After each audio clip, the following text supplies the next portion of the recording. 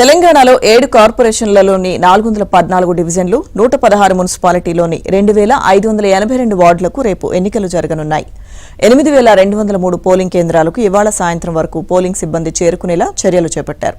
16031 ballot బాక్సులను ఇతర polling సామాగ్రిని పోలింగ్ స్టేషన్లకు తరలించనున్నారు. 13న ఓట్ల లెక్కింపు జరిగే 136 కౌంటింగ్ కేంద్రాలను పోలీసు బలగాల ద్వారా ఎన్నికల విభాగాలు ముందుగానే ఆధీనంలోకి తీసుకోవాలని కోరారు. ఇక వివిధ మార్గాల ద్వారా ప్రజల్లోకి వెళ్లడం, డబ్బులు వస్తువులు పంచడం వంటివి చేయకూడదని చెప్పారు. ఎన్నికల నిబంధనలను అతిక్రమించిన వారికి 2 ఏళ్ల వరకు జైలు శిక్ష, జరిమానా విధిస్తామని, కొన్ని సందర్భాల్లో 2 విధించే అవకాశం ఉందని తెలిపారు.